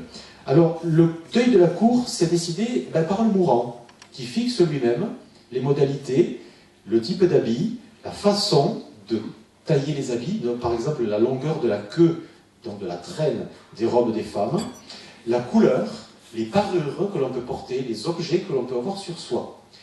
Vous savez qu'il n'y a pas si longtemps que ça, il y avait le deuil qui durait tant de temps, et puis le demi-deuil qui durait tant de temps. Le deuil varie à l'époque selon la qualité du défunt. On ne prend jamais le deuil des jeunes enfants, absolument jamais, et jamais pour les filles. Les pratiques, visite aux parents, veillée, participation au cortège et à la cérémonie. Selon les rangs, eh bien, on était plus ou moins introduit loin, on était plus ou moins accueilli. Alors, selon que vous étiez de tel niveau, duc, comte, marquis, vous étiez accueilli sur telle marche de l'escalier, plus basse, plus haute. On vous ouvrait un bâton de porte, ou les deux. Ou alors vous l'ouvriez vous-même. Vous aviez éventuellement pour vous asseoir une chaise, ou un tabouret, ou rien. Les ducs et pairs, les duchesses avaient un tabouret, les autres restaient debout. Vous aviez un carreau, c'est-à-dire un coussin, ou pas. Vous aviez le goupillon que l'on vous tendait, ou alors il fallait que vous le preniez vous-même. Tout ça était très hiérarchisé. Alors, pour ne citer que deux personnages, le personnage que vous voyez ici à gauche est en grand deuil. Ouais, c'est celui-là là-bas. Il a un grand manteau de deuil, et il a surtout pendant du chapeau le crêpe. Très long crêpe qui descend pratiquement jusqu'en bas. Et plus vers la droite, la dame qui a un éventail bien en évidence à la main, elle est en demi-deuil en revanche. Donc elle a de la soie noire au lieu de la laine noire qui est pour le grand deuil, et elle porte des crêpes moins épais. Et elle a un peu de blanc, donc d'où le demi-deuil pour le poulet, en particulier, poulet demi-deuil. Voilà par exemple le genre d'éventail qu'on portait. Ce sont des éventails de deuil, donc blanc, noir, de l'ivoire teinté, regardez celui du bas, la monture est à la fois noire et blanche, et les dessins sont en grisaille, à l'encre de Chine noire. Le deuil n'a pas toujours été en noir. Voilà Marie Stuart, la pauvre femme qui a eu bien des soucis, surtout avec sa cousine. Ouais, elle n'était pas très intelligente. Elle n'a pas futé, elle a tout raté, la pauvre. Donc qui quand même a été reine de France, je le rappelle, mais pas longtemps, parce qu'elle avait épousé celui qui est devenu François II, et François II avait une maladie à l'oreille, et il en est mort très rapidement, en 1560. Or, elle est en blanc, et c'est le deuil blanc des épouses à l'époque. La couleur blanche commence à tomber en désuétude déjà à ce moment-là. Catherine de Médicis, qui était une veuve totalement inconsolable après la mort d'Henri II, a décidé de se mettre en noir, pour montrer non pas le deuil, mais la tristesse. Et ainsi, ça va devenir la couleur du deuil. Et la dernière reine en blanc, c'est Louise de Lorraine, pour Henri III. À partir d'Anne de Bretagne, déjà, avait choisi le noir, parce qu'elle était inconsolable de la mort de Charles VIII, en 1498, elle exprimait par le noir l'ampleur de son chagrin. Et à partir de celle-ci, qui est Marie de Médicis, épouse de Louis XIII, le noir est... d'Henri IV, le noir devient définitivement la couleur du deuil. Pour les rois, c'est autre chose. Là, on n'a pas l'impression, mais Louis XIII est en deuil. Le deuil des rois de France, alors là, c'est un superbe portrait qui est aux Offices à Florence, donc par France Pourbus. Il porte le deuil d'Henri IV, mais il est en costume violet cramoisi, qui est la couleur du deuil des rois de France. Et c'est du grand deuil, d'ailleurs. Mais c'est un violet qui tire beaucoup plus sur le rouge que sur le bleu. Deuil en noir, pour un portrait absolument sublime, et là je vous ai mis que la tête, c'est Marie d'Orléans de Longueville. Alors regardez ce visage, d'une énergie folle. C'était la duchesse de Nemours. Elle est morte très âgée pour l'époque, puisqu'elle était née en 1625 et elle est morte en 1707. C'était une des plus riches héritières de France, une femme d'une intelligence incroyable, très cultivée, et audacieuse au point de braver Louis XIV en lui intentant procès sur procès pour dénoncer la fameuse et très hypocrite loi salique et ainsi faire valoir ses droits sur la principauté de Neuchâtel. Il est évident il n'a jamais cédé. Et là, sur ce portrait, elle a 80 ans. Pour l'époque, elle porte très beau. Alors elle avait épousé, c'est une femme qui a eu une destinée. Vous allez dire, elle a eu une chance inouïe. Pour l'époque, c'était une chance. Elle avait épousé son cousin, le duc de Nemours, et 2 ans après, elle est veuve. Et à l'époque, une femme veuve, c'est une femme libre. Surtout quand on appartient à la haute société. C'est beaucoup plus facile, évidemment. Mais les femmes veuves avaient plus de chances que les femmes mariées. Et elle a décidé de ne jamais se remarier. Elle a administré sa fortune. Elle a fait ce qu'elle a voulu. Et pour une femme à l'époque, c'était pas courant. Donc là, elle porte une mante de deuil. Or, son mari, à ce moment-là, est mort 50 ans plus tôt. Un demi-siècle avant. Porter ce deuil, à l'époque, c'est pas manifester la tristesse de la mort du mari 50 ans plus tôt. Pour elle, c'est une manière d'affirmer son statut de femme indépendante. Voilà. C'était presque de la provocation. Par rapport à Louis XIV. Regardez ce sourire. Enfin, c'est une femme extraordinaire. Après ça, on passait dans cette pièce-là, qui était un vestibule. Louis XIII a supprimé les honneurs dus à sa personne et il a supprimé le cortège dans les rues de Paris, puisque on a emporté le roi depuis le Louvre jusqu'à Notre-Dame et après jusqu'à Saint-Denis en passant dans les rues de Paris pour que le peuple soit là et assiste à tout. Il a tout supprimé. Tout ça, ça formait le dispositif majeur des funérailles royales. La mise en scène du convoi du roi s'est mise progressivement en place à la fin du Moyen-Âge. Et vous en avez un là, c'est le cortège de Louis XIV. Et il a trouvé sa manifestation la plus accomplie lors des funérailles de François Ier en 1547. Ça se faisait partout en Europe avec des modalités et des finalités différentes. Pour les monarchies, où la souveraineté du prince ne s'exerçait que sur des territoires patrimoniaux, c'est-à-dire par exemple Charles Quint, qui régnait sur l'Espagne, les Pays-Bas, l'Autriche et l'Amérique du Sud, c'était l'occasion de convoquer la représentation des vassaux sur un modèle féodal pour exalter la totalité de l'impérium.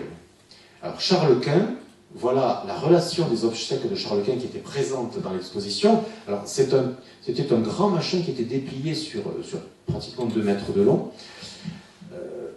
Pour Charles Quint, dans les différents cortèges qui lui ont été organisés, alors il y en a eu un à Bruxelles en 1558, il y en a eu un à Augsbourg en 1559, le pouvoir politique du défunt était affirmé par les housses des chevaux et les bannières qui représentaient les différentes provinces. Voilà, par exemple, le Brabant, qui est représenté donc par un cheval houssé et par la bannière. Mais pour les rois de France, qui règnent sur un territoire totalement unifié, qui est la France, ils ne règnent pas sur un autre pays. La représentation du territoire est totalement inutile, puisque le roi incarne le territoire. Et vous allez voir qu'on va retrouver ça avec les présidents de la République. Le président de la République incarne le territoire dans une continuité monarchique, qu'on le veuille ou non. Seule la réunion des différentes composantes de la société pour les obsèques du roi démontre le faire-corps de la nation. Et on y est aussi, regardez les obsèques autant de De Gaulle que de Pompidou, que de Mitterrand. On n'est pas dans le cadre d'une royauté, mais on est dans le cadre d'une monarchie républicaine, où lors des obsèques, le faire-corps s'est produit avec la participation aux obsèques des corps militaires, des corps civils, etc., etc. Pareil pour les rois de France. C'est la représentation des différents corps sociaux qui fait la nation autour du chef. À partir de Louis XIII, les corps sont directement conduits à Saint-Denis par un convoi exclusivement composé de la maison civile, de la maison religieuse, de la maison militaire du roi. Paris est contourné. Regardez, on part de Versailles, on ne passe plus par Paris, on va par Sèvres et par Boulogne, Bois de Boulogne, directement à Saint-Denis. Donc on supprime le passage par la capitale.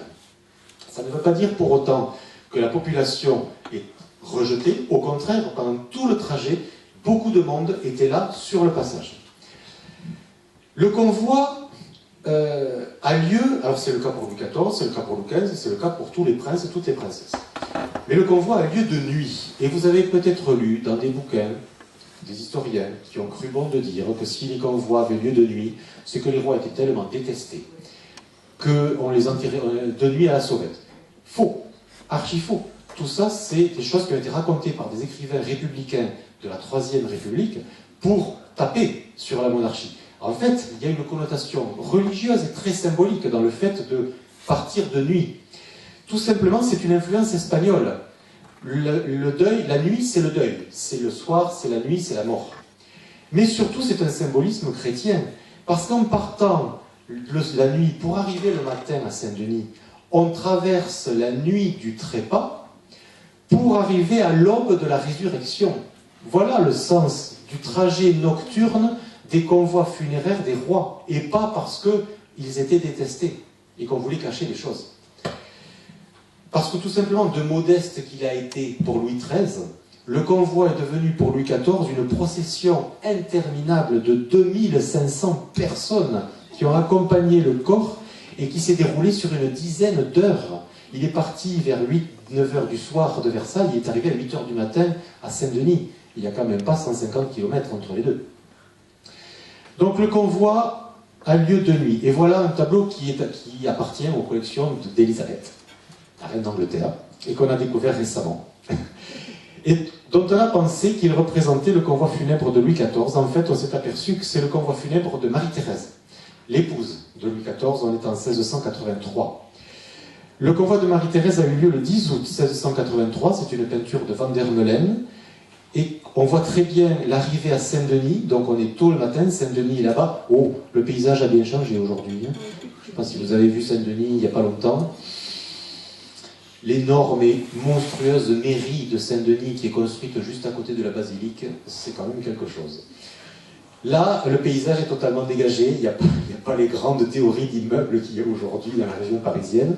Et qu'est-ce qu'on voit? Eh bien, le catafalque de la reine, sous le grand drap mortuaire noir brodé de croix d'argent, croisé de moires d'argent, bordé d'hermine, tiré par 8 chevaux, 70 hommes en drap gris qui sont un peu plus loin, là, très clair, vers le fond, qui portent des flambeaux, qui ouvrent la marche. Puis on a 2 compagnies de mousquetaires du roi, les chevaux légers de la garde, les gardes et les Suisses de la reine, 4 aumôniers de la reine qui tiennent les 4 coins du poil qui recouvre le cercueil, le chevalier d'honneur, le premier écuyer, et puis derrière, les gardes du corps du roi, et tout au fond, et qu'on ne voit pas ici, les carrosses de la famille.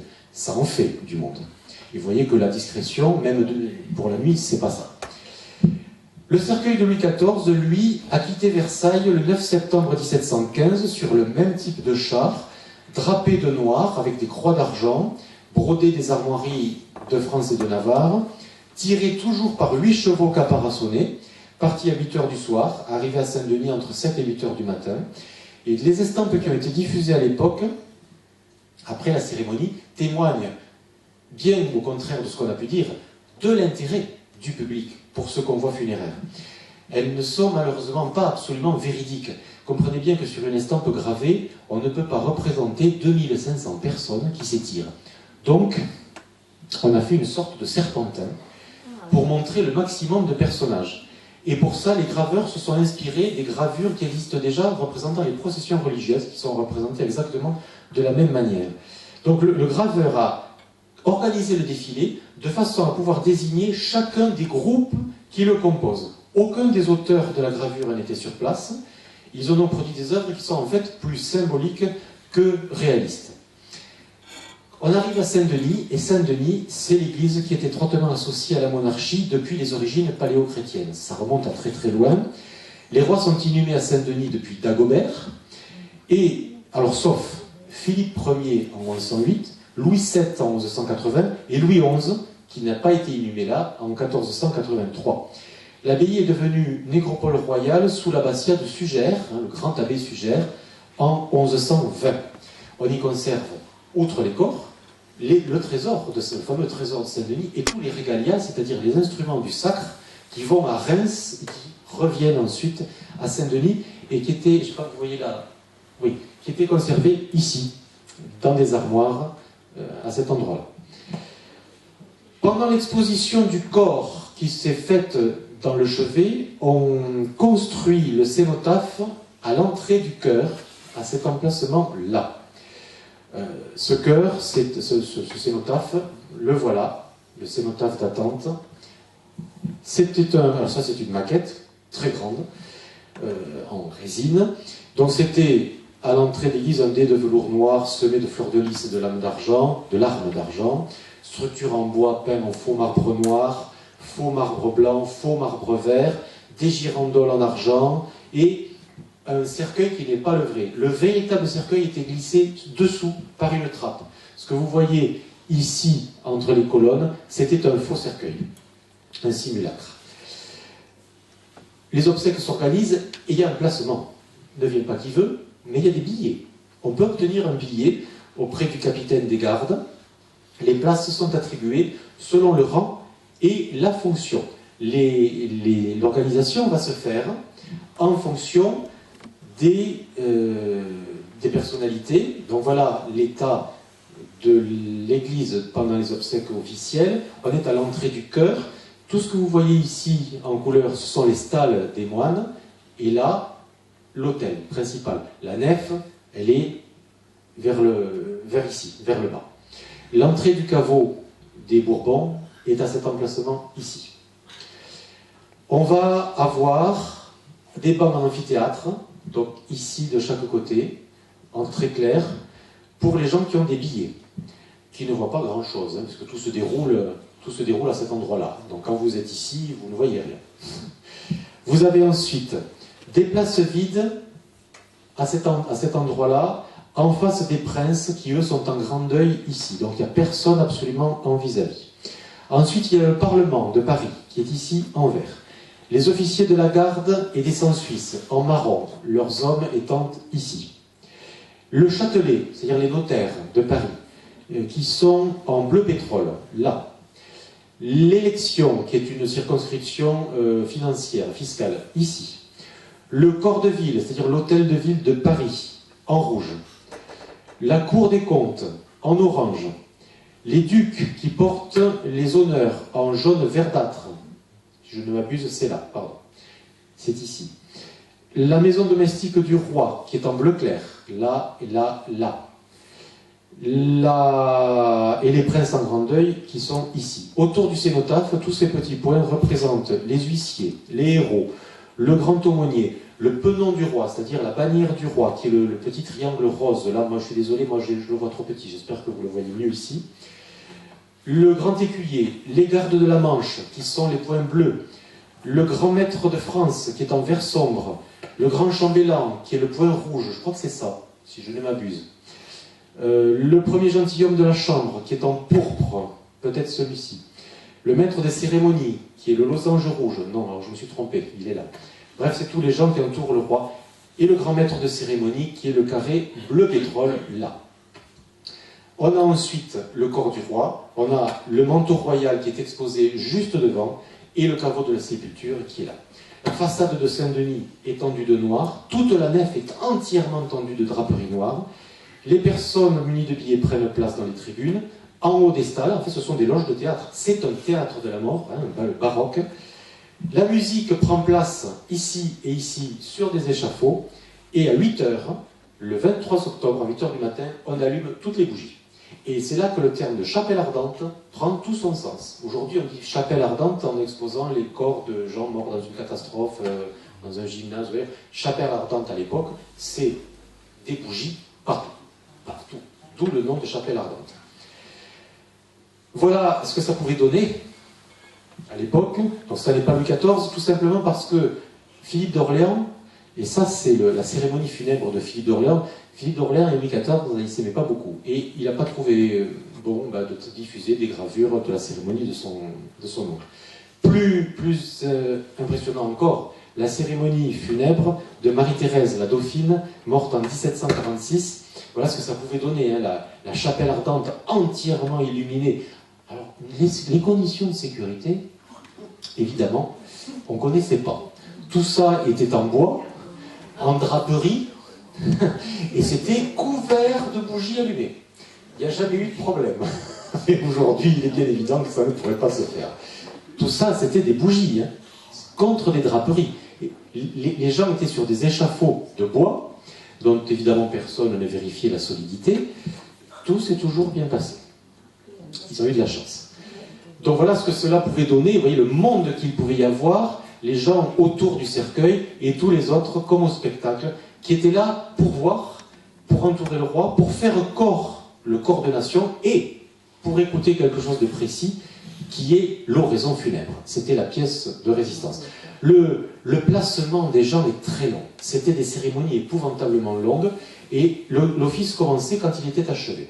Alors, il faut imaginer qu'entre 400 pauvres, vêtus de gris et portant des flambeaux, suivis de 30 jurés crieurs et 10 héros d'armes, les pauvres restent debout dans la nef. Les jurés crieurs ont des clochettes à la main et ils les font retentir quand arrivent les princes en grand deuil. Le cardinal de Rohan, qui est le grand aumônier de France, une fonction qui était réservée à la famille de Rohan, et les 4 évêques traditionnels, l'évêque de Sées, l'évêque d'Auxerre, l'évêque de Beauvais, l'évêque d'Angers, font leur entrée. Au moment de l'offertoire, les 3 princes du deuil, donc qui sont 3 princes de la famille royale en deuil, reçoivent des cierges incrustés de pièces d'or, et ils vont les porter à l'archevêque. L'évêque de Castres, à ce moment-là, prononce l'oraison funèbre, qui dure 1 heure. 1 heure. D'où l'invention des fameux bourdalous, les petits pots de chambre qu'on pouvait emporter tranquillement, parce que les sermons de M. Bourdaloue duraient tellement longtemps qu'il fallait bien satisfaire certains besoins. Le cardinal de Rohan, alors la tradition c'est quand l'oraison funèbre est finie, on applaudit. Donc longs applaudissements. Ensuite, le cardinal de Rohan et les évêques viennent prier devant le cercueil, ils l'encensent une dernière fois. Un des jurés crieurs prend la couronne, le sceptre et la main de justice qui sont donnés au duc.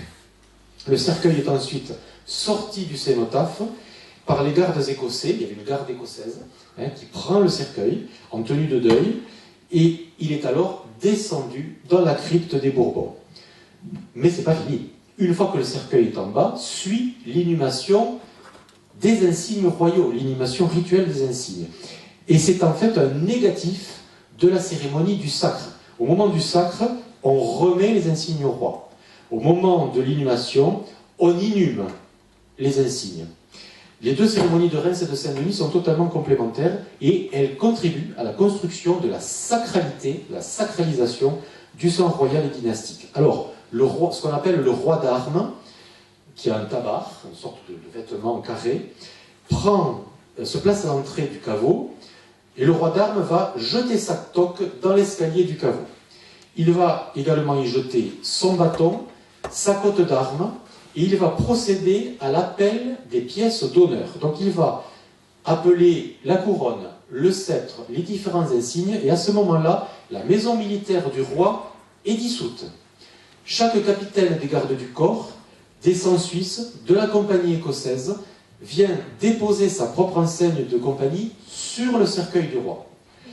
Ensuite, c'est le rang de chevalier du roi qui est évoqué. Les 4 écuyers apportent les éperons, les gantelets, et on a très récemment retrouvé les gantelets qui ont servi pour l'inhumation symbolique de Louis XIV.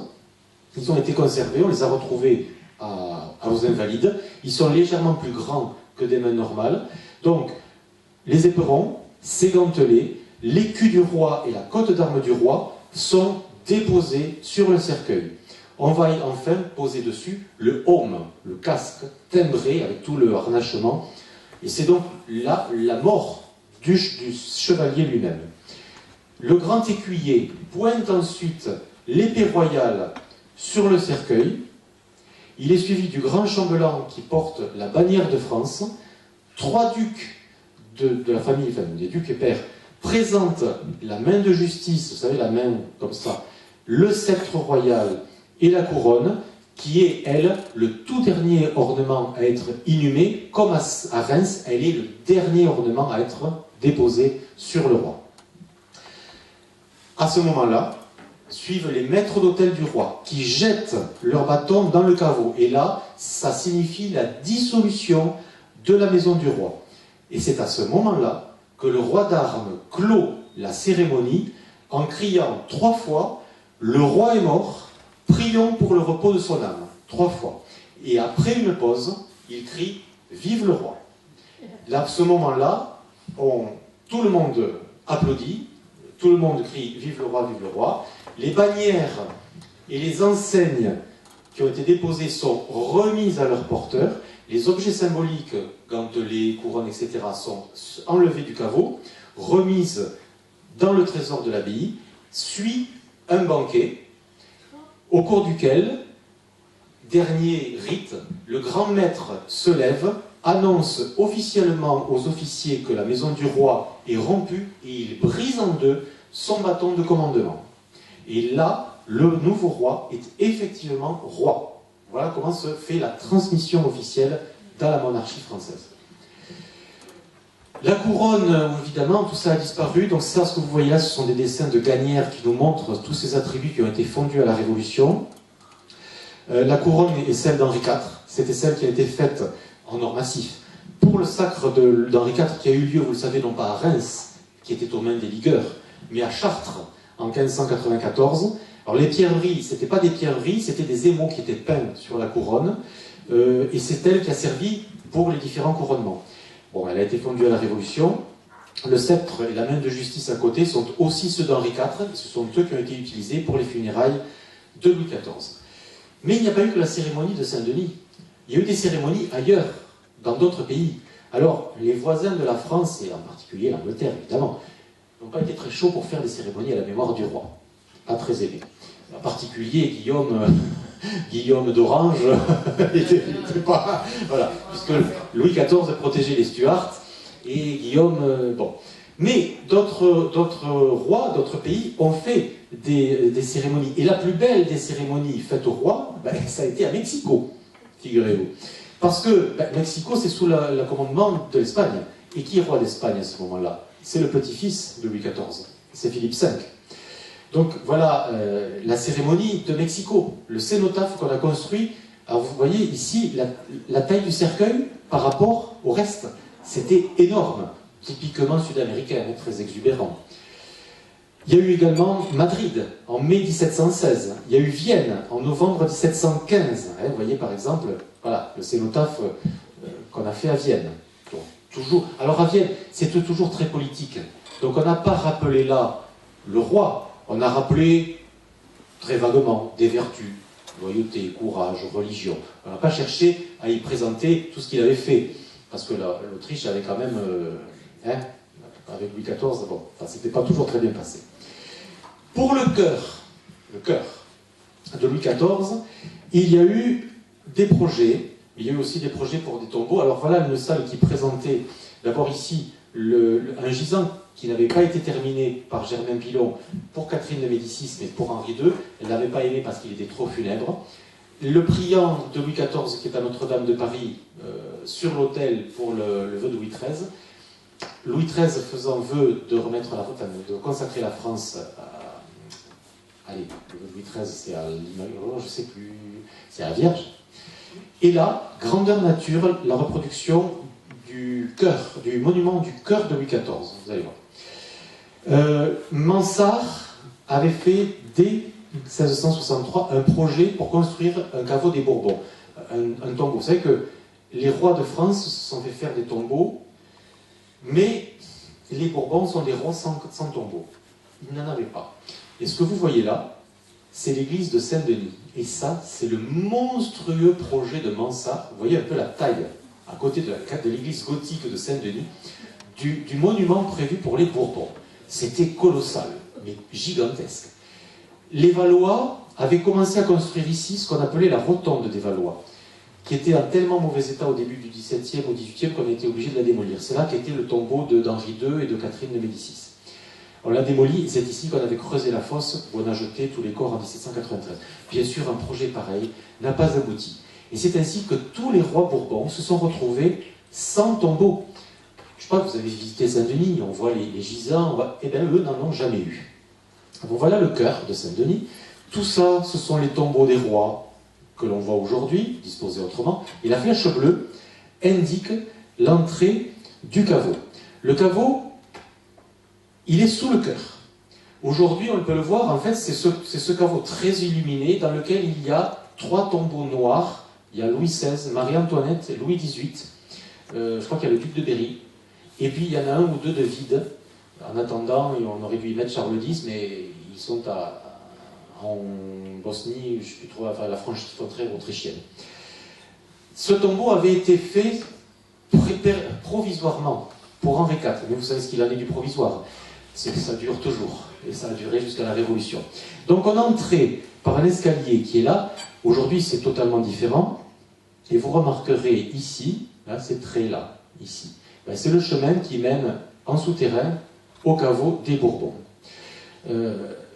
En fait, en 1702 déjà, Massillon avait établi devant l'Académie des inscriptions que les rois de la première race de France, n'avaient pas eu de tombeau. Pourquoi les Bourbons, qui s'estiment tous destinés à régner éternellement sur la France, auraient-ils un tombeau? Le tombeau, en fait, ne sert à rien.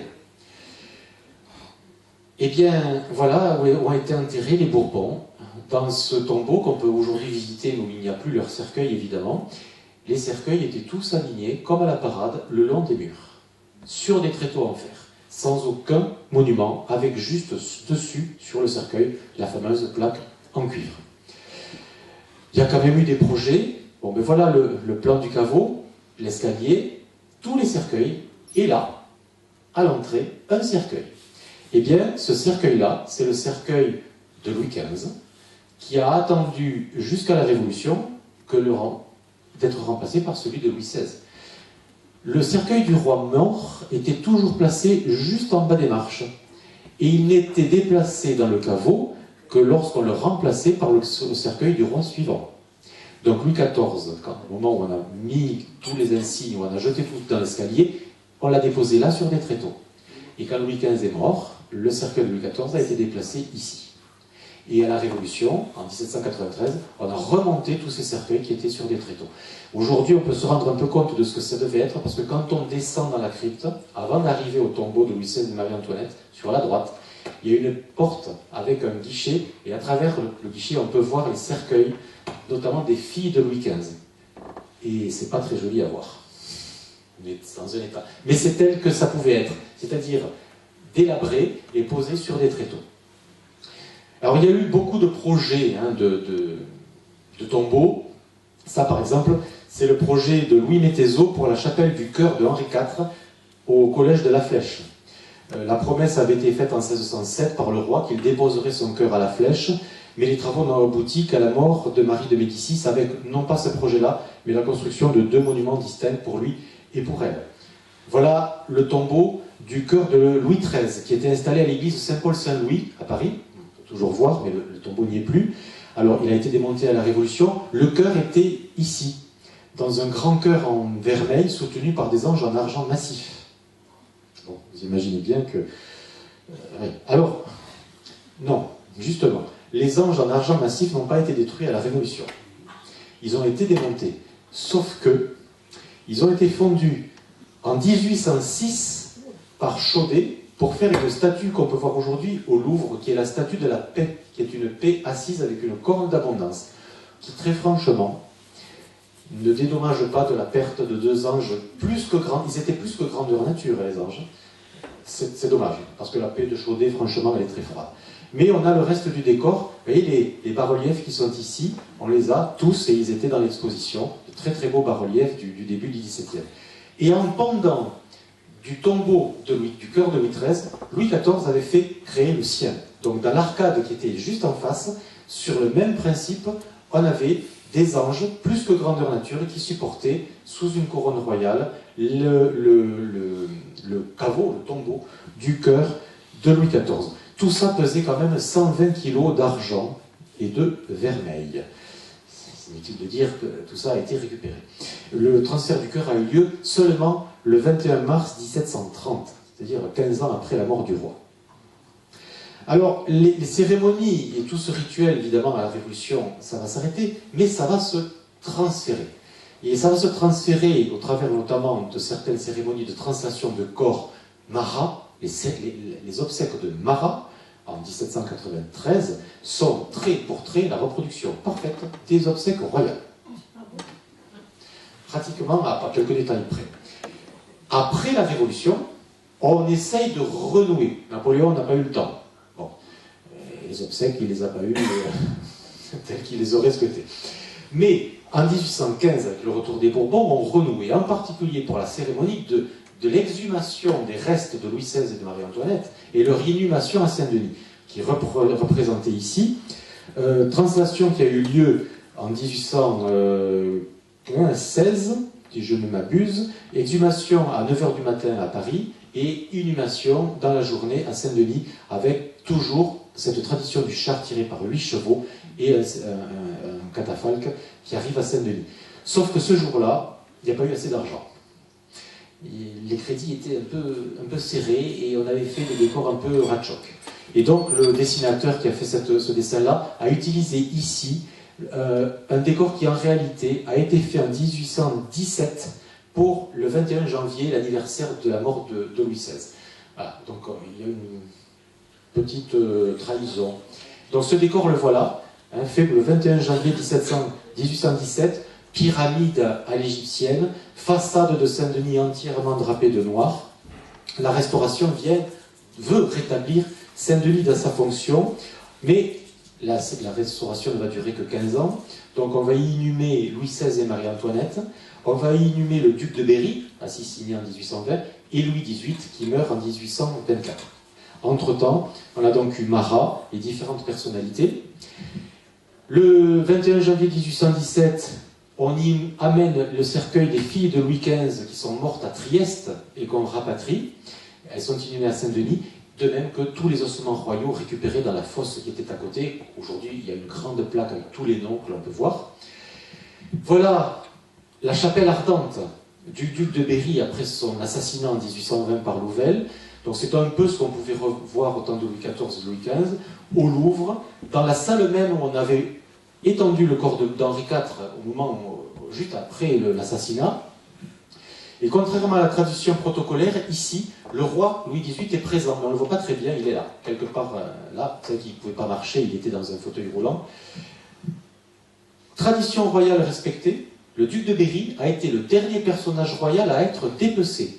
Ses entrailles sont allées à Saint-Maurice-de-Lille, tout simplement parce qu'il avait présidé le collège électoral de Lille en 1815, et le cœur a été enterré avec les vêtements ensanglantés qu'il portait au moment de l'assassinat, et un exemplaire relié en noir des mémoires sur le duc de Berry par Chateaubriand, sous l'autel de la chapelle de l'hospice Saint-Charles, près du château de Rosny, qui était le château de son épouse. Voilà, dans le même genre, donc, ces obsèques, et vous voyez qu'on renoue avec la grande tradition, hein, Notre-Dame de Paris, puisque ça s'est fait, non, c'est Saint-Denis, pardon, a été entièrement drapée de noir, toujours cette tradition des loges de théâtre, et le grand catafalque avec la draperie noire. Louis XVIII mort en 1824, et on retrouve exactement le même principe. On est là aux Tuileries, avec des tentures qui sont aujourd'hui au mobilier national, qui sont absolument superbes. Le lit avec les cierges, il devait faire une chaleur là-dedans. Et il aurait suffi qu'un cierge tombe. Et c'était l'embrasement général. Et puis, les personnes qui viennent s'incliner, le crucifix avec toujours le goupillon dans l'eau bénite, les autels pour dire la messe. Voilà, de plus près, hein. Oups. Et que chaque cierge possède les armoiries royales fixées dessus. C'était des petites choses en tôle avec deux anneaux pour pouvoir le clipser sur le cierge. Il y a tellement de lumière qu'on ne voit même pas le cercueil, on distingue à peine le coussin avec la couronne royale dessus. Voilà des obsèques officielles. Et la particularité de cette exposition, c'était un truc grandiose à la fin. Il y avait cette chose-là, c'était inouï. ça présentait en fait un condensé de l'enterrement de Louis XVIII. Donc, au milieu, voilà ce qu'on voyait. Alors, ce que vous voyez au fond, en fait, c'est le reflet du tableau qui était derrière, parce que c'était pas facile à photographier, et ce sont tous les ornements qui ont été fabriqués pour les obsèques de Louis XVIII et qui se conservaient, partis aux Invalides, je crois, et partis à Saint-Denis. Ils ont donc été rassemblés là, et on retrouve tout ce qui pouvait se faire déjà sous Louis XIV. Donc vous avez le héros d'armes ici, le costume du héros d'armes, avec les pièces d'honneur, c'est-à-dire la reproduction de l'épée royale, du sceptre de la main de justice, les gantelets, la couronne. Juste derrière, le grand manteau royal, qui est celui fait pour les obsèques de Louis XVIII, avec donc le cercueil dessous, la couronne, le sceptre et la main de justice aussi sur le gousset. Ce qu'on appelle un tabard, hein, voilà ce que c'est un tabard, c'est une sorte comme une chasuble, mais plus courte et de forme carrée, et ces draperies inspirées des draperies qui étaient faites pour Saint-Denis. Donc voilà de plus près la couronne. Leur couronne, amplement restaurée en 1970 parce qu'elle avait été volée déjà longtemps avant et on l'avait retrouvée toute cabossée. Et il n'y avait plus les camées. Voilà. Voilà donc de plus près le vêtement du héros d'armes avec la reproduction des ornements qui ont donc aussi été déposés dans le caveau. Voilà. Derrière, il y avait les ornements sacerdotaux des officiants, alors qui ne sont pas ceux des obsèques de Louis XVIII parce qu'ils étaient en tellement mauvais état qu'ils ont été refaits sous le Second Empire en utilisant les broderies d'argent mais sur un autre tissu noir. Bon, moins riche. Mais ce sont les ornements qui ont servi pour les obsèques. Et derrière, il y avait les sièges faits spécialement pour les officiants des obsèques de Louis XVIII. Ça donnait une très bonne idée du cérémonial et du décorum qui entourait ces obsèques. Et donc, on arrive à la fin. Des obsèques de Marat à celles de Mitterrand, et voilà celle de Victor Hugo, hein, en 1885, avec l'énorme catafalque dessiné par, je ne sais plus c'est l'architecte qui a fait les halles, c'est Hubaltar ou Hittorf, je ne sais plus très bien, qui était sous l'Arc de Triomphe. Il y a eu des milliers, des centaines de milliers de gens qui y ont assisté. Donc, des obsèques de Marat à celles de Mitterrand, en passant par Napoléon sous Louis-Philippe, le prince Jérôme, le dernier frère de Napoléon qui est mort en 1860, Thiers, Victor Hugo, Sadi Carnot, Félix Faure, Paul Doumer, Foch, Clémenceau, De Gaulle. Le souvenir et l'empreinte des rituels royaux ne s'est jamais complètement perdu. Jamais. On remarque des caractéristiques communes entre les obsèques royales et les obsèques officielles des républiques. De Saint-Denis à l'Arc de Triomphe, Notre-Dame ou le Panthéon, déjà il y a un lieu marquant. Les funérailles nationales s'insèrent dans un ensemble de fêtes civiques qui sont destinées à mobiliser le soutien du peuple et à lui inculquer les valeurs républicaines en complément de l'instruction scolaire. C'est qu'à l'époque, en fin 19e, la République est toute jeune, elle s'impose. Et on accorde l'honneur de funérailles nationales. Ah, c'est la... Vous pouvez changer de micro. Vous pouvez changer de micro et prendre le... J'ai terminé, donc là, je vais parler comme... Vous m'entendez? Oui.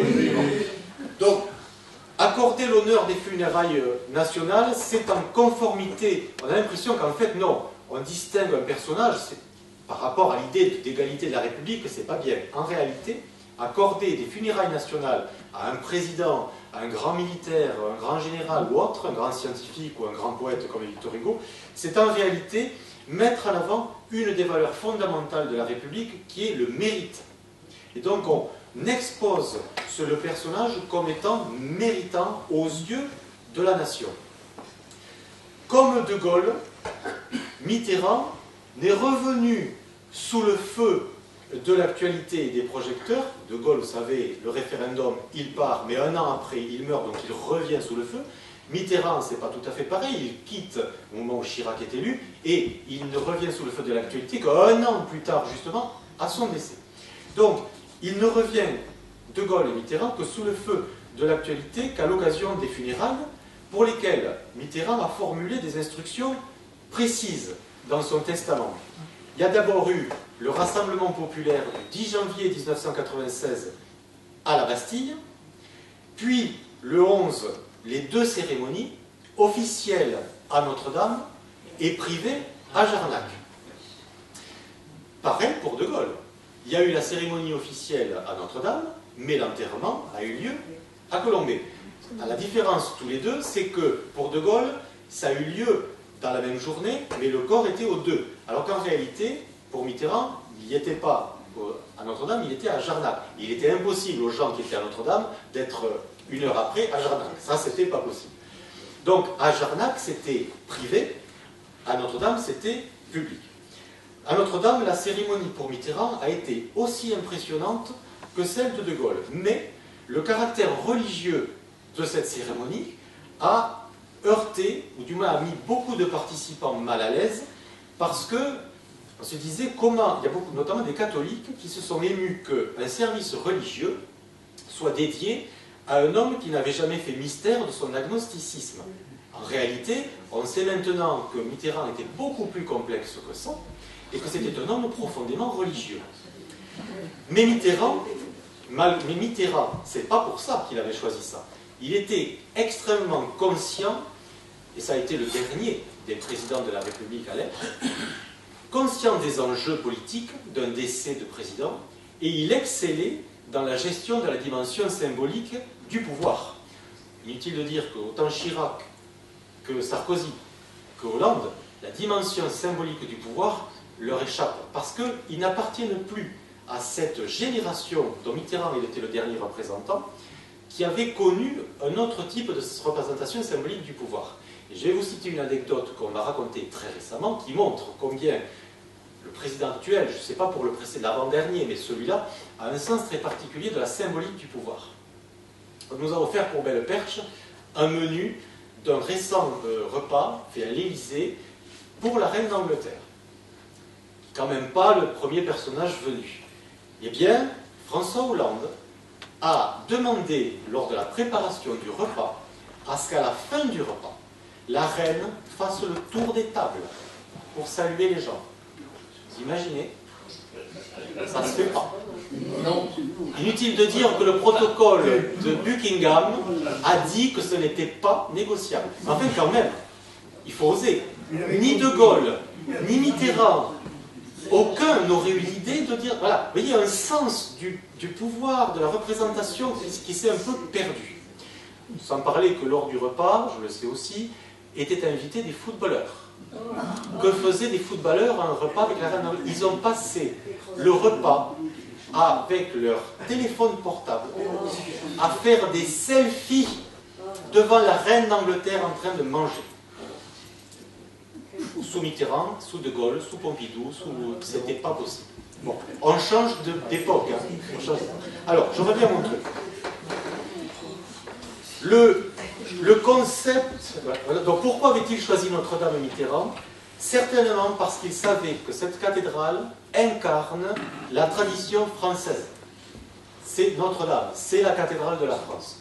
Et tout ça, au-delà, bien au-delà des notions même de monarchie ou de république.